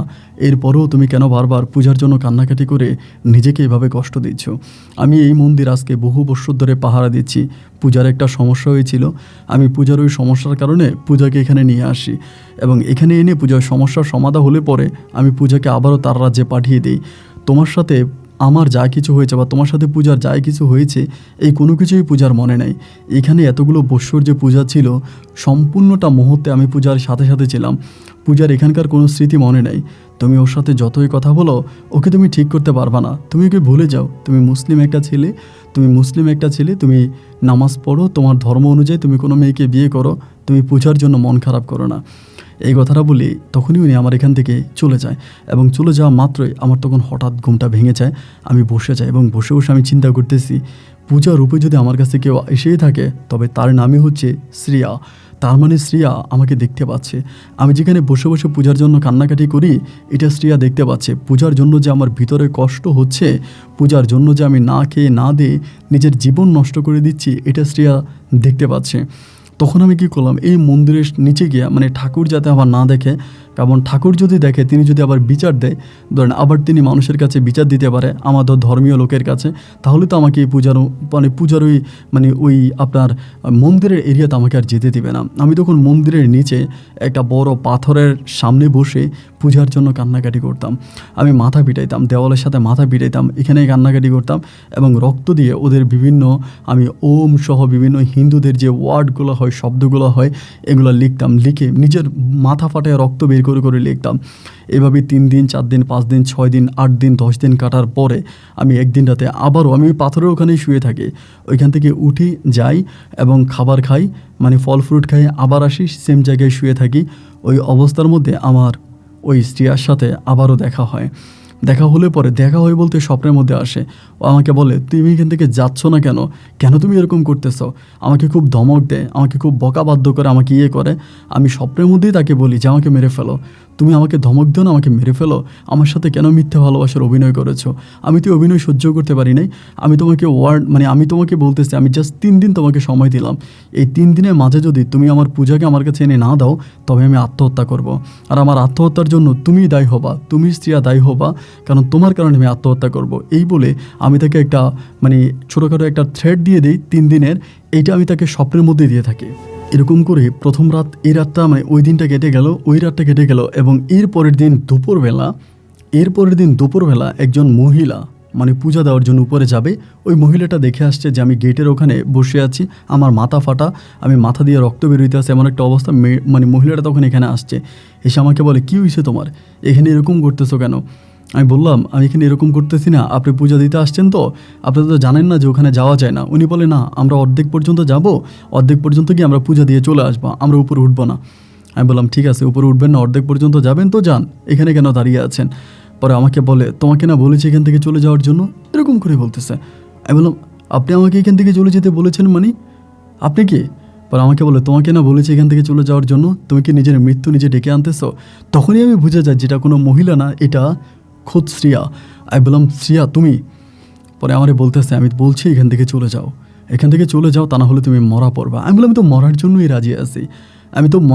রাজি আছি, তুমি আমাকে মেরে ফেলো, আজকে অন্য মহিলার রূপে আসছো কেন? আমাকে বলো, আমার কোনো না কোনো মানুষের রূপ ধরেই তোমাদের সামনে আসতে হয়, আমি সরাসরি আমার রূপে আসলে তুমি সহ্য করতে পারবা না, তুমি নিতে পারবা না, তুমি ঝলসে যাবা। আমি তখন বললাম, দেখো, আমি তোমাকে অনুরোধ করে বলতেছি, তুমি আমার প্রিয়াকে আমার কাছে, আমার পূজাকে আমার কাছে এনে দাও, আমি পূজাকে ছাড়া বাঁচবো না। তুমি আমাকে যতই বুঝাও, যতই বলো, আমার এই কোনো কিছুই না মাথায় ঢুকবে না, আমার এই কোনো কিছু আমার ব্রেনে পর্যন্ত যাচ্ছে না। আমি পূজাকে ভালোবাসি, আমি পূজাকে নিয়ে একসাথে বাঁচতে চাই। তুমি আমাকে যতই বোঝাও, আমাকে মরতে রাজি আছি, কিন্তু আমি পূজাকে ছাড়তে রাজি নেই। তখন ওই মহিলা আমার দিকে তাকিয়ে বলে, দেখো, আমি চাইলেও পূজাকে তোমার কাছে আনতে পারবো না, কারণ পূজার হাতের মধ্যে একটা তাবিজ দেওয়া আছে, সেই তাবিজ বেদ করে আমি পূজাকে ওখান থেকে আনতে পারবো না। পূজাকে যদি আমার এখানে আনতে হয়, তবে পূজার হাতের ওই তাবিজটা তোমার খুলে ফেলতে হবে। তুমি যদি পূজার ওই হাতের তাবিজটা খুলে ফেলতে পারো, তবে আমি পূজাকে তোমার কাছে এনে দেবো। আমি জানি না পূজা তোমার সাথে সংসার করবে কিনা, তোমার সাথে থাকবে কিনা, তবে আমি পূজাকে তোমার কাছে এনে দিব। কিন্তু হাতের তাবিজটা খুলে দেওয়ার পরে, হাতের তাবিজটা থাকা অবস্থায় আমি পূজাকে আনতে পারবো না। আমি তখন বললাম, তো হাতের তাবিজটা খুলে দিলে তুমি আমাকে পূজাকে আমার কাছে এনে দিতে পারবা? বলে, হ্যাঁ, হাতের তাবিজটা যদি খুলে ফেলো তাহলে আমি পূজাকে এনে দিব। এবার তুমি তো সান্ত্বনা পাইছো, যাও তুমি পূজার হাতের তাবিজ খোলার ব্যবস্থা করো। এই কথা বলে মহিলাটা দেখলাম উপরের দিকে উঠতেছে। আমি তখন দৌড়ে এখান থেকে চলে আসি, বাড়িতে আসি। এসে আমি চিন্তা করতেছি কীভাবে এটা করা যায়। এতে আমার মাথা ফাটা। এগুলো দেখে তো আমার মা, বাবা, আমার বোনেরা সবাই কান্নাকাটি করতেছে যে আমি কেন পাগলের মতো হয়ে গেছি। আমি তখন পুরো মজনুর মতো হয়ে গেছি, মানে পুরো মজনুর মতো হয়ে গেছে। আমার মাথায় কোনো হুঁশ নাই, কোনো জ্ঞান নাই, কোনো বুদ্ধি নাই। আমি শুধু পাগলের মতো ভোবো ভোবো করে চারদিকে ঘুরে বেড়াচ্ছি। নিজের বিবেক বুদ্ধি আমি সব কিছুকে জলাঞ্জলি দিয়েছি, নিজের মাঝে নিজে আর বেঁচে না। এমন করে করে ভাবতেছি আমি কিভাবে পূজার কাছে যাব, ওর হাতে তাবিজটা কীভাবে খুলবো। এই করে আমি তখন, আমার একটা ছোট বোন আছে যে আমাকে অনেক ভালোবাসে, আমার নিজের মায়ের পেটের বোন। আমার ওই বোনটার আমি বললাম, তোরে নিয়ে আমি কলকাতায় যাব, তুই আমার সাথে যাবি? ও আমারে বলে, আমি কলকাতায় তুই চিনি না, আমি তো যাই নাই কখনো। আমি বললাম, তোরে আমি নিয়ে যাব, তুই যাবি আমার সাথে? এইভাবে বলার পরে আমার বোন তখন আমার সাথে কলকাতায় যেতে রাজি হয়। আমার বোন যখন আমার সাথে কলকাতায় যেতে রাজি হয়, আমি তখন আমার বোনকে নিয়ে কলকাতার উদ্দেশ্যে রওনা দিই। কলকাতার উদ্দেশ্যে রওনা দিই এবং আমি আমার বোনকে নিয়ে কলকাতায় যাই। এবং কলকাতায় আমার যে ভাইয়ের সাথে পরিচয় হয়, যে মেয়েটার বান্ধবী ছিল হচ্ছে পূজা, ওই ভাইটার সাথে আমি তখন দেখা করি। এবং ওনার সাথে দেখা করি পরে আমি তখন কিন্তু তাদেরকে বলি না যে পূজার হাতের ওই তাবিজটা খোলার জন্যই আমি মানে এখানে আসছি, এগুলো আমি বলি না। না বলার পরে আমি তখন তার বোনের সাথে দেখা করি, ওর বোনের সাথে দেখা করি। বোনের সাথে দেখা করে আমি ওর বোনকে বলি, আমার বোনটা এখানে কয়েকটা দিন তোমাদের। আচ্ছা, এখানে আরেকটা কথা বলে রাখি, আমি আমার বোনকে কিন্তু বুঝিয়ে নিয়ে গেছি যে যেভাবেই পারবি তুই পূজাকে চিনবি তো, আর পূজা আসলে ওর হাতে একটা তাবিজ দেখবি, হাতের তাবিজটা তুই যেমনি পারোস এমনি তুই হাতের তাবিজটা খুলে ফেলবি। এটা আমি আমার বোনকে বলি। এই বলে আমি প্রতিদিন আমার বোনের সাথে দেখা করি। আমি আমার বোনকে এই বাসায় রেখে যাই ওই মেয়েটার সাথে, এবং মেয়েটা আমাকে অনেক সাহায্য করে। তাদের ঋণ আমি কখনো শোধ করতে পারবো না। এই মেয়েটা অনেক ভালো ছিল, যদিও হিন্দু ধর্মের মেয়ে ছিল, বাট খুব ভালো ছিল। আমার বোনকে আমি ওদের বাসায় রেখে যাই, এবং রেখে গেলে পরে আমার বোন মাত্র 2 দিনের মাঝেই পূজার সাথে কথাবার্তা বলে পূজার সাথে একটা ভালো সম্পর্ক তৈরি করে ফেলে। এবং 2 দিন পর একদিন দুপুরবেলায় পূজার সাথে কথা বলতে বলতে কেচে দিয়ে ওর হাতের ওই তাবিজের সুতাটা কেটে তাবিজটা আমার বোন হাতে নিয়ে নেয়। এবং তাবিজটা আমার বোন হাতে নিয়ে পরে আমি যেখানে ভাড়া থাকতাম, মানে আমি পাশের একটা পাড়ায় থাকতাম, ওই পাশের পাড়ায় আমার বোন আর আমার ওই মেয়েটার ভাই আমার এখানে আসে। এসে আমার হাতে তাবিজটা দেয়া বলে, ভাইয়া তাবিজ তো খুলে ফেলেছি। আমি যখন বলে তাবিজ খুলে ফেলেছি, তখন আমি ভাবলাম যে আমার কাজ হয়ে গেছে, আমার কাজ হয়ে গেছে। এরপরে আমি করলাম কি, এই তাবিজটা খুলে ফেলার পরে আমি তখন এই তাবিজটা হাতে নিয়ে ওইখানেই একটা জায়গার মধ্যে আমি তাবিজটা ফেলে দিই। তাবিজটা ফেলে আমি আমার বোনকে নিয়ে রওনা দিই, কারণ শ্রেয়ার প্রতি আমার বিশ্বাস ছিল যে শ্রেয়া আমার সাথে কোনো বেইমানি করবে না। আমি শ্রেয়ার মাধ্যমে অবশ্যই পূজাকে পেয়ে যাব। তাবিজটা ফেলে দেওয়ার পর আমি তখন আমার বোনকে নিয়ে সেখান থেকে রওনা দিয়ে আমি চলে যাব। ওই দিনে আমি ট্রেনে করে আমার বোনকে নিয়ে পুনরায় আবারও হাওড়া থেকে আমি রওনা দিলাম আপনার কাশ্মীরের উদ্দেশ্যে, মানে শ্রীনগরের উদ্দেশ্যে। আমি শ্রীনগর আসছি আমার বোনকে নিয়ে। শ্রীনগরে আসার পরে ওই সময় তো আসলে এত মোবাইলের ব্যবস্থা ছিল না, এত প্রযুক্তিগত এতভাবে উন্নতি ছিল না। পরে আমি এখান থেকে চলে আসি এবং আসার পরে এই জায়গাটার মধ্যে আসি, এবং সেখানে আসলে পরে আমি বোনকে নিয়ে শ্রীনগর থেকে আমার বোনকে নিয়ে আমি তখন কাশ্মীরের উদ্দেশ্যে রওনা দিই। এবং কাশ্মীরে চলে যায়। যাওয়ার পরে আমি ওই পূজা মণ্ডপে যাওয়ার পরেই আমি ওই মন্দিরে যাবো এমন সময় গেটের মধ্যে আমাকে ওই পূজারি ধরে বসছে, মানে ঠাকুর আমাকে ওখানে ধরে বসছে। ধরে আমাকে বলে, তুই কি পাগলামি শুরু করেছিস? আমাকে এমন করে ধরে বলতেছে। আমি বললাম, ঠাকুর আমি তো কোনো পাগলামি করি নাই। বলে, পাগলামির তুই কোনো কিছু বাকি রাখিস নাই, তুই আগুন নিয়ে খেলতেছিস। তুই জানবি না এই আগুনে শুধু তুই নয়, তোর গোটা পরিবার ধ্বংস হয়ে যাবে। তুই অন্যায় করতেছিস, এটা একটা অন্যায়। এত বড় সৃষ্টিকে নিয়ে তুই অবহেলা করিস না, তুই এখান থেকে চলে যা। আমি বললাম, ঠাকুর আমি চলে যাওয়ার জন্য আসি নাই, আমি এখানে আসছি আমার পূজার জন্য। আমার যদি এখান থেকে যেতেই হয় আমি পূজাকে নিয়েই যাব। উনি বলে, এখানে কি পূজা আছে? আমি বললাম, আছে, পূজা এখানেই আছে। বলে, তুই কেমনে জানিস? বলে, আমি জানি পূজা এখানে আছে, আমি পূজার সাথে একটু দেখা করতে চাই, আমি পূজাকে এখান থেকে নিয়ে যেতে চাই। উনি আমাকে বলে, এগুলো করিস না, এগুলো ভালো না। এরপর আমি ওনাকে ধাক্কা দিয়ে বা ওনাকে সরিয়ে আমি তখন ভিতরে যাই। ভিতরে গিয়ে দেখি ঠিকই পূজা ওইখানে পূজা দিতেছে বসে বসে। তখন পূজা দিচ্ছে। আমি পিছন থেকে যখন পূজা বলে ডাক দিলাম, ও আমার দিকে তাকাইলো। আমি তো জানি ওর মাঝে স্ত্রী আছে, এবং আমার কাছে এসে প্রথম বসে আমারে বলতেছে, তুমি কখন আসছো? আমি বললাম, এই মাত্র আসছি। পরে আমাকে বলে, তুমি আমাকে বিয়ে করবা? আমি বললাম, হ্যাঁ বিয়ে করব, আমি তোমাকে বিয়ে করব। পরে বলে, আমাকে নিয়ে কোথায় রাখবা? আমি বললাম, আমি তোমার জন্য একটা জায়গা ঠিক করব, আমি ওই জায়গার মধ্যে তোমাকে নিয়ে আমি থাকবো। আমাকে বলে, তুমি তো এই মন্দিরেও আমার সাথে থাকতে পারো, আমার সাথে এই মন্দিরে থাকতে পারো না, এই মন্দিরের অনেক রুম আছে, কোনো একটা রুমে তো তুমি আমাকে নিয়ে সংসার করতে পারো। আমি বললাম, এটা কি ঠাকুরদা মানবে? ঠাকুরদা কি আমাকে এই অনুমতি দিবে? বলে দিবে। আমি ঠাকুরদাকে বলবো, ঠাকুরদাকে আমি বললে ঠাকুরদা দিবে। পরে আমি বললাম ঠিক আছে তুমি ঠাকুরদাকে বলো। পরে আমি ঠাকুরদাকে বললাম, ঠাকুরদাকে বলার পরে ঠাকুরদা তখন বললো ঠিক আছে তুমি যেটা মনে করো সেটা। কিন্তু ঠাকুরদা ওই সময় পূজাকে আর পূজা নামে ডাকে না, ওকে শ্রেয়া নামে ডাকে। পূজা নামে ডাকে না, শ্রেয়া নামে ডাকে। এবং ডাকার পরেই তখনই কী করলো, ঠাকুরদা আমাকে একটা রুম দিল। দেওয়ার পরে তখন ওই পূজা ঠাকুরদারে বলতেছে ঠাকুরদা আমাদের বিয়ে পড়াইয়ে দেন। পরে বলে যে সুফিয়ান তো মুসলিম, আমি কিভাবে বিয়ে করাবো? বলে আপনি প্রথমে মানে মুসলিম রূপে আপনি প্রথমে হিন্দু ধর্ম অনুযায়ী আমাদেরকে বিয়ে করান, এরপরে প্রয়োজনে ও আবার আমাকে মুসলিম ধর্ম অনুযায়ী বিয়ে করবে। আমি এগুলো শ্রেয়ার মুখে মানে পূজার মুখে শুনতেছি। পরে ঠাকুরদা ঠাকুরের মতো করে আমাকে তখন বিয়েটা পড়াই দেয়। আমি বিয়েটা পড়াই এবং বিয়েটা পড়াইলে আমি তো একজন মুসলিম ছেলে, আমি তারপরও ওই হিন্দু রূপে ওকে বিয়ে করি, মানে ওই মন্দিরে বিয়ে করি। বিয়ে হওয়ার পরে আমি তখন আমাদের ধর্মীয় একজন হুজুরের কাছে এই পূজাকে নিয়ে যাই এবং নিয়ে যাওয়ার পরে পূজা তখন কলমা পড়ার পরে পূজা মুসলিম হয়। উনি পূজাকে কলমা পড়ায় মুসলিম করে এবং মুসলিম বানানোর পরে তখন থেকে আমি পূজাকে বিয়ে করি। মানে আবারও মানে মুসলিম রীতিনীতি অনুযায়ী মানে কলমা পড়ে আমি ওকে বিয়ে করি। বিয়ে করার পরে ও তখন আমাকে সাথে সাথে আসতেছে এবং আসার পরে ওই দিন রাতে আমাদের বাসর হয়, মন্দিরের ওখানে আমাদের বাসর হয়। এবং বাসর হওয়ার পরে আমি ওর সাথে বাসর ঘর করি। বাসর করে আমি খুব ক্লান্ত হয়ে যাই, আমার শরীরটা অনেক ক্লান্ত হয়ে যায়। আমি শুয়ে পড়ি এবং শুয়ে পড়ার পরে আমি স্বপ্নে দেখি শ্রেয়ারে, মানে শ্রেয়ারে বলতে পূজা রূপেই দেখতে পাই। আমাকে এসে বলতেছে যে তুমি এটা কি করতেছো, তুমি যেটা করতেছো যদি প্রিয়া ঠিক হয়ে যায়, আমি যদি প্রিয়ার এখান থেকে চলে যাই তাহলে কি প্রিয়া তোমার সাথে থাকবে? আমার তো মনে হয় না প্রিয়া তোমার সাথে থাকবে। আমি কি এখান থেকে সরে গিয়ে তোমাকে বলবো, তুমি কি প্রিয়াকে একটু বুঝাবা? আমি বললাম ঠিক আছে তুমি তাহলে একটু সরে যাও। ও বলো আচ্ছা ঠিক আছে আমি সরছি, তুমি ওকে ডাকো। এটা বলার পরে তুমি পূজাকে ডাকো, এটা বললো তখন চলে গেল। মানে পূজার উপর থেকে চলে গেছে। যাওয়ার পর আমি তখন পূজারে ডাক দিলাম। 2টা ডাক দেওয়ার পরে পূজা লাভ দিয়ে শোয়া থেকে উঠে আমাকে বলে আরে আপনি কে? আমি বললাম পূজা একটু শোনো আমি তোর সাথে কথা বলবো কেন? আপনি কি তো আমি আমাদের কলকাতায় দেখেছিলাম, আপনি এখানে কেন? আমি এই জায়গায় কেন? আপনি এখানে কেন? মানে চিল্লাইতে শুরু করছে এবং চিল্লানির কিছুক্ষণের মাঝে আমি তখন মানে মনে মনে বলতেছি শ্রী আসে না কেন? কারণ ওর চিল্লানির শব্দ শুনে ওইখান থেকে বেরোয়, মানে ওই রকম করতেছে জানালা গ্লাস ভেঙে ফেলবে, এখান থেকে লাফ দিয়ে পড়ে যাবে, মানে মরে যাওয়ার একটা অ্যাটেনশনও নিতেছে। এই অবস্থার ভিতরে শ্রেয়া আবার ওর মাঝে আসে এবং শ্রেয়া যখন ওর মাঝে আসে ও আবারও ঠিক হয়ে যায়। ঠিক হয়ে যাওয়ার পরে শ্রেয়া তখন আমাকে বলে আমি বলেছিলাম না ও তোমার হবে না, এমন করে আমাকে বলো। তখন ওই পূজার কণ্ঠেই বলতেছে, পূজার মতো করে শ্রেয়া বলতেছে। মানে এগুলো আসলে সাধারণ মানুষের পক্ষে বিশ্বাস করা খুব কঠিন হয়ে যাবে। যারা এগুলো চোখে না দেখবে, চোখের সামনে যাদের না হবে, তারা ছাড়া অন্যরা বিশ্বাস করা সত্যি অনেক কষ্টকর। তখন আমি আবার ওর সাথে থাকি। তখন আর কিন্তু ও পূজা দিত না, মানে পূজা মণ্ডপে যেত না, ও সারাক্ষণ এখানে বসে থাকতো, ওই রুমের মধ্যেই বসে থাকতো। আমি যেতাম এবং আমি প্রসাদ নিয়ে আসতাম, ওর জন্য খাবার নিয়ে আসতাম, ও খাবার খেত এবং খাবার খেয়ে ওই মন্দিরের ওখানেই বসে থাকতো, ওই রুমেই থাকতো এবং আমি ওর সাথে ওই রুমের মধ্যে থাকতাম। এভাবে প্রায় সপ্তাহখানি কেটে গেল এবং সপ্তাহখানি কেটে যাওয়ার পরে আমার বাবা মা ওই দিক দিয়ে জেনে গেল। আমার বোন মনে হয় বলে দিছে, আমার বোন থেকে জেনেছে না কে বলে দিছে আমি জানি না। আমার বাবা মা জেনে গেছে যে আমি এরকম একটা হিন্দু মেয়ের প্রেমে পড়েছি এবং ওই হিন্দু মেয়েটাকে আমি বিয়ে করে ফেলেছি। এইটা জানার পরে আমার পরিবার মানে আমার আব্বা আম্মা আমার উপরে খুব ক্ষিপ্ত হয়ে গেল এবং তারা আমাকে ডিরেক্টলি বললো আমি যাতে কোনোভাবেই তাদের এখানে না আসি বা তাদের এখানে আমি যাতে কোনোভাবেই না আসি, আমি যাতে ওইখানেই থাকি, মন্দিরেই থাকি, তাদের পরিবারে না যাই। মানে আমার আব্বা আম্মা একরকম আমাকে ত্যায্য করে দিয়েছে।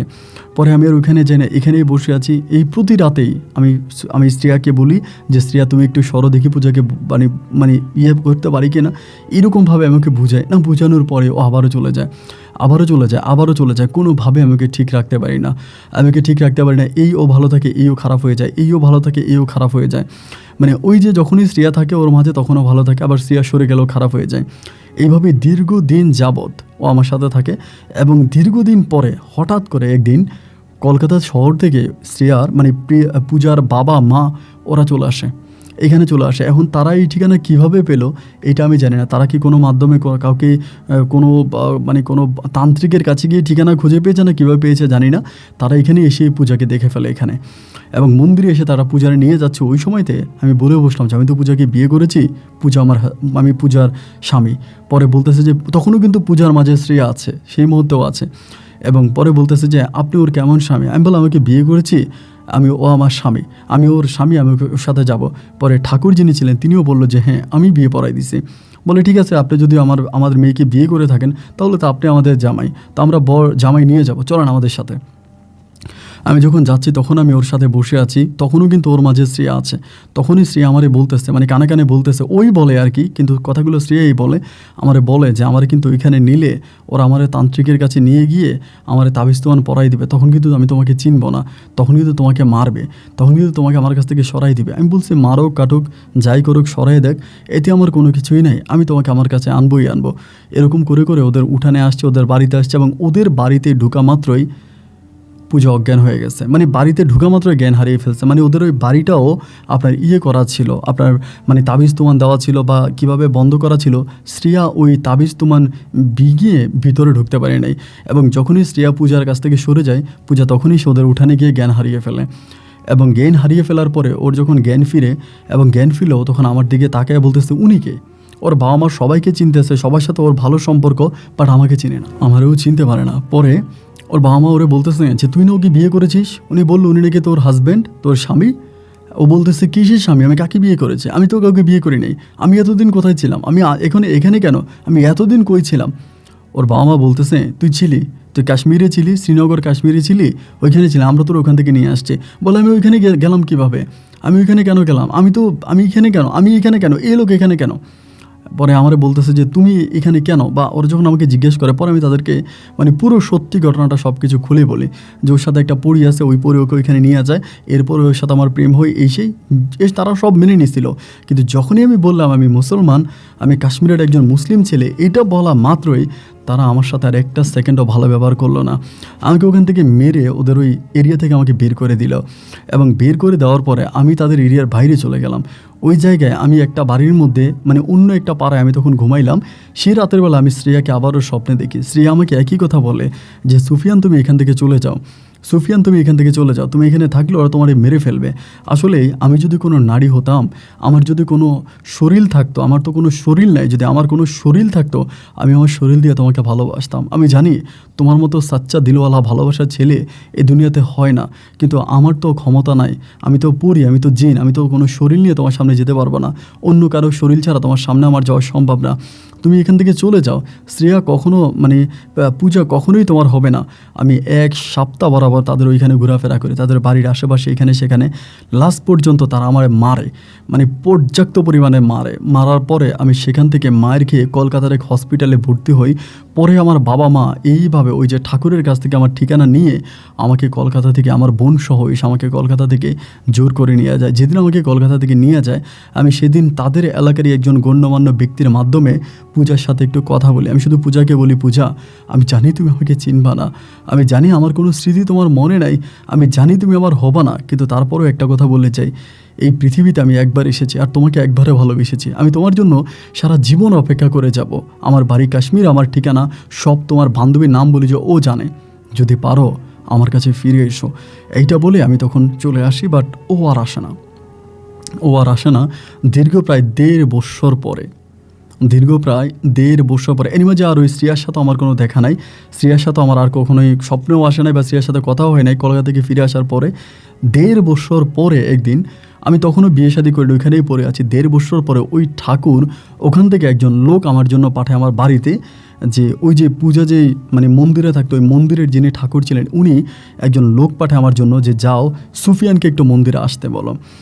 তা আমি দীর্ঘদিন আর মন্দিরে যাই না, অনেকগুলো মাস হয়ে গেছে মন্দিরে যাই না, মাঝে মাঝে যাইতাম, বাট এদিক দিয়ে অনেক দিন ধরে যাওয়া হয় না। এবং সেখানে যাওয়ার পরে ঠাকুর তখন অনেক মানে হয়ে গেছে, দুর্বল হয়ে গেছে। ঠাকুর দা তখন আমাকে বলতেছে যে সুফিয়ান তোমার জন্য একটা সুখবর আছে। আমি বললাম সুখবর, কী সুখবর? বলে পূজা আসছে। তা আমি তখন মনে করছি মনে হয় পূজার মাঝে অবশ্যই শ্রেয়া আসছে, এভাবে মনে হয় পূজাকে নিয়ে আসছে। পরে আমি দৌড়ে ওর কাছে গেলাম। কাছে যাওয়ার পরে তখন ওর সাথে আমি যখন কথা বলতেছি আমি বুঝে গেছি যে ওর মাঝে শ্রেয়া নাই, কারণ ওই মানে শ্রেয়া থাকলে যেরকম ওরকম কিন্তু না। তখনই আমি ওর সাথে আপনি করে কথা বলতে শুরু করি। সাথে ওর ওই বান্ধবীটা ছিল, ওর যে বান্ধবীটার কেউ নিয়ে আসছিলো ওই বান্ধবীটা ছিল, ওই বান্ধবীটা সব আছে। পরে আমাকে বলে আপনি আমাকে সত্যি বিয়ে করেছিলেন? আমি বললাম হ্যাঁ। বলে কোথায় বিয়ে করেছিলেন? আমি বললাম ওই হুজুরটা এখনও আছে, ওই হুজুরের কাছে কলমা পরে বিয়ে করেছিলাম, আর ঠাকুর হিন্দু মাতা আমাকে তোমাকে বিয়ে করাইছে। পরে বলে, আপনি আমাদের এত পাগলামি আমার জন্য কেন করছেন? আমারে বলে। আমি বললাম, কেন করছি জানি না, আমি তোমাকে ভালোবাসি। পরে বলে, আপনি তো আমাকে ভালোবাসেন নাই, আমার সাথে যে পরীটা আছে ওই পরীটাকে ভালোবাসছেন।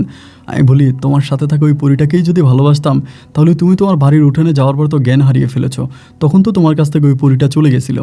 এরপরেও আমি কেন তোমার বাড়িতে দীর্ঘদিন ধরে ছিলাম, মায়ের খেলাম? তুমি কি জানো ওই পরীটা আমাকে সবসময় বলতো আমি যাতে এই কলকাতা ছেড়ে চলে যাই, কলকাতায় থাকলে ওরা আমাকে মেরে ফেলবে, কিন্তু এরপরেও আমি তোমাকে ভালোবেসেছি, আমি তোমাকে ছেড়ে আসি নাই। কিন্তু যখন দেখেছি বিরক্তের শেষ পর্যায়ে আমি তোমাকে করে ফেলতেছি, আমার জন্য তুমি তোমাদের এলাকায় অপমানিত হচ্ছ, শেষ পর্যন্ত তোমার মান সম্মানের কথা চিন্তা করে আমি কাশ্মীরে ফিরে আসি। ও তখন আমাকে বলে, তাহলে আমাকে বিয়ে করে কাশ্মীরের কোনো উঁচু পাহাড়ে আমায় নিয়ে একটা সংসার করতে পারবা? আমি বললাম, হ্যাঁ পারবো, আর পারবো বলেই তো দীর্ঘ আজকে 1.5 বছর তোমার জন্য অপেক্ষা করে যাচ্ছি। আমাকে বলে, তাহলে চলো, আলহামদুলিল্লাহ আমি তোমাকে বিয়ে করব। এবং এরপরেই আমি ওকে আমার নিচে, মানে আমার এরিয়ার নিচে নিয়ে যাই এবং সেখানে নিয়ে আমি ওকে বিয়ে করি। আমি ওকে কলমা কাবিন করে বিয়ে করি এবং বিয়ে করার পরে আজকে প্রায় আপনার 20 বৎসরের উপরে হয়ে গেছে, প্রায় 22 বৎসর আমাদের সংসার জীবন। আমি পূজার সাথে অনেক ভালো আছি। ওর নামটা পূজা না রেখে শেষ পর্যন্ত আমি ফারজানা রেখেছি। ওর নামটা ফারজানা রেখেছি। ফারজানা আক্তারের সাথে আমি যথেষ্ট পরিমাণের ভালো আছি। আমার 3টা পুত্র সন্তান সহ একটা কন্যা সন্তান আছে। আমার বড় ছেলে অনেক বড় হয়ে গেছে এবং বড় ছেলেকে জন্য আমি বিয়ে করানোর জন্য ওকে মেয়ে খুঁজতেছি এবং আমার স্বপ্ন আমার বড় ছেলেকে আমি ওর নানুর এলাকা কলকাতায় কোনো একটা মুসলিম পরিবারে বিয়ে করাবো। এরপরে প্রিয়ার মানে আপনার পূজার বাবা মা অনেকবার আমার এখানে আসছিল, আমার সাথে দেখা করছে, আমিও তাদের ওখানে গিয়েছি, তারা আমাকে জামাই হিসেবে মেনে নিয়েছে। কিন্তু পূজা আপনার ফারজানা হয়ে যায়, মুসলিম হয়ে যায়, এতে তারা কষ্ট পায় এবং আমাদের মন্দিরের যে পূজারী ছিল তিনিও মারা যায়। তিনিও প্রাণ খুলে পূজার জন্য দোয়া করে। একটা কথা শুনলাম তো অবাক হয়ে যাবেন, এখনও আমাদের মাঝে ওই শ্রেয়া আছে। এখনও মাঝে মাঝে শ্রেয়ার সাথে আমার কথা হয়, শ্রেয়া পূজার মাঝে আসে। মাঝে মাঝে এরকমও হয় যে আমি পূজার সাথে রাতের বেলায় ঘুমোতে গেলে শ্রেয়া মুচকে হাসি মারে, তখন শ্রেয়া বলে ওঠে, আমি কিন্তু এই জায়গায় আসি। আমি মধ্যে দিয়ে একবার চিন্তা করছিলাম যে প্রিয়াকে মানে ফারজানাকে আমি তাবিজ পরিয়ে সম্পূর্ণভাবে শ্রেয়ার কাছ থেকে আলাদা করে দেবো, কিন্তু আমার মনে হলো শ্রেয়া তো আমার কোনো ক্ষতি করে নাই, ও তো আমার উপকারই করেছে। আমি প্রিয়াকে আজকে পূজাকে আজকে পেয়েছি শুধুমাত্র শ্রেয়ার কারণে। শ্রেয়াই আমাকে পূজার করে দিয়েছিল, যার জন্য আমি আর তাবিজ সরাই নেই। এখনও শ্রেয়া আমাদের পরিবারেরই একজন সদস্য হিসাবে আছে।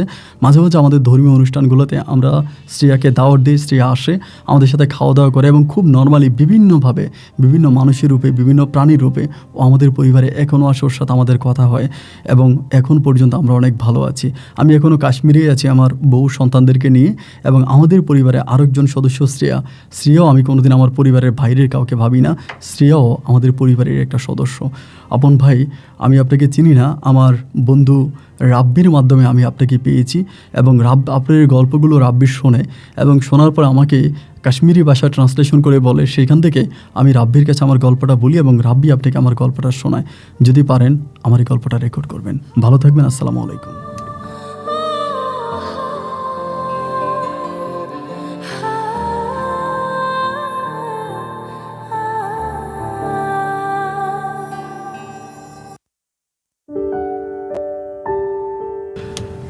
বন্ধুগণ, সবাইকে অনেক ধন্যবাদ এই পর্যন্ত কাশ্মীরের ভাই সুফিয়ানের জীবনের বাস্তব গল্পটা আমাকে শোনার জন্য। এখানে সুফিয়ান ভাইকে আমি একটা প্রশ্ন করেছিলাম, মানে সুফিয়ান বলতে রাব্বি ভাইকে, যে আপনার ফ্রেন্ডকে জিজ্ঞেস করেন তো এই যে 1.5 বছর পরে হঠাৎ করে এই পূজা কেন তার কাছে ফিরে আসলো শ্রেয়াকে ছাড়া, সে কোনো সঠিক উত্তর সুফিয়ান ভাই দিতে পারেনি। মানে রাব্বি ভাই আমাকে আর কোনো সঠিক উত্তর দিতে পারেনি। সে তার বন্ধুকে জিজ্ঞেস করেছিল। পূজা যেটা সুফিয়ানকে বলল যে তার মনের ভিতরে একটু একটু করে বিগত 1.5 বছরে সুফিয়ানের জন্য এক অন্যরকম ভালোবাসার জন্ম হয়েছে এবং তার যে বান্ধবী ছিল ওই বান্ধবী তাকে যথেষ্ট বুঝিয়েছে, ছেলেটা এইভাবে আসছে ওভাবে আসছে, তার বোনকে নিয়ে এসে তোর শরীর থেকে তাবিজ ছড়াইছে, তোকে আবার নিয়ে গেছে। এই জিনিসগুলো শোনার পরেই নাকি একটা পর্যায়ে পূজা তার প্রতি দুর্বল হয়ে পড়ে এবং শেষ পর্যন্ত এসে মুসলিম ধর্ম গ্রহণ করে ওদের সাথে আছে।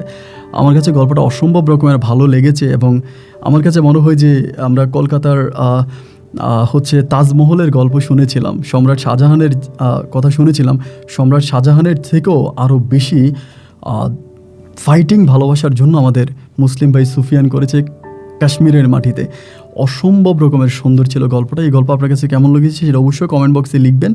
এবং জানি গল্পটা অনেকের কাছে একটু বিব্রতকর মনে হবে, অনেকেই বলবেন যে আপন ভাই এটা তো কোনোদিনও সম্ভব না, এটা কাল্পনিক, অসম্ভব। আসলে এই পৃথিবীতে জিন আছে, পরি আছে, এটা আমি বিশ্বাস করি এবং আপনাকেও বিশ্বাস করতে হবে যদি আপনি ধর্ম বিশ্বাস করে থাকেন। আমি নিজের চোখে দেখা কাউকে যদি জিনে ধরে যদি জিজ্ঞেস করি আপনার নাম কেউ বলে আমার নাম হালিমা, কিন্তু তার নাম হচ্ছে আব্দুল কাশেম, হাশেম বা কোনো একটা পুরুষের নাম, সে একটা নারীর কথা বলে এবং নারীর কণ্ঠে কথাও বলতে পারে। সুতরাং ওই জিনিসটা চিন্তা করলে সুফিয়ানের গল্প আমার কাছে অবিশ্বাস্য মনে হচ্ছে না। আপনার কাছে কী মনে হচ্ছে এটা কমেন্ট বক্সে লিখবেন। আজ এখানেই বিদায়, ইনশাল্লাহ দেখা হবে অন্যদিন অন্য কারো বাস্তব জীবনের গল্প নিয়ে। আল্লাহ হাফিজ অ্যান্ড আসসালামু আলাইকুম।